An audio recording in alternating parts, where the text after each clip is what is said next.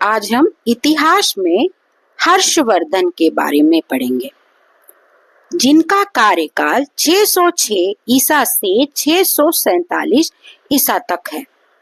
गुप्त वंश के पतन के लगभग 100 साल बाद एक नए राज्य का उदय हुआ।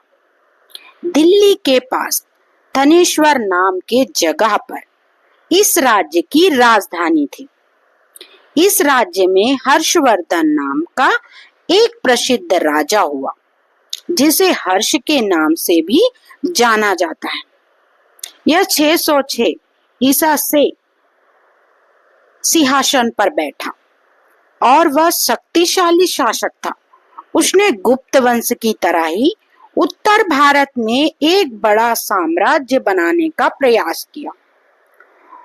दक्षिण के राज्यों पर चढ़ाई करनी चाहिए तो चालुक्य वंश का राजा पुलकेशन द्वितीय ने उसे रोका और रोकने में सफल हुआ।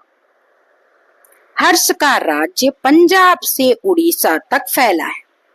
उसने आगे चलकर कन्नौज को अपनी राजधानी बनाया, क्योंकि कन्नौज उसके राज्य के बीच में पड़ता था। 41 वर्ष तक शासन करने के बाद 647 ईसा में हर्ष की मृत्यु हो गई।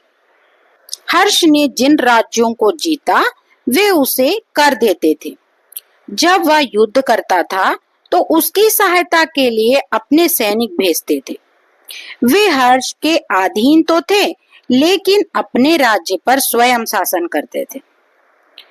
अपने मामलों में निर्णय भी स्वयं लेते थे। संस्कृत का प्रसिद्ध विद्वान बाणभट्ट हर्ष का दरबारी कवि था।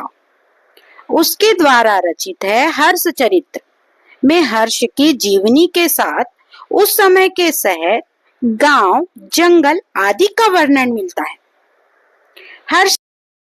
हर्ष के समय में चीन से ह्वेनसांग नामक बौद्ध भिक्षु भारत आया। उसने भारत के विभिन्न बौद्ध तीर्थों, विहारों की यात्रा की। हर्षवर्धन शासन काल के बारे में और वह भारत में 10 साल रहा। उसने अपनी यात्रा का वर्णन सी यू की नामक पुस्तक में भी किया है।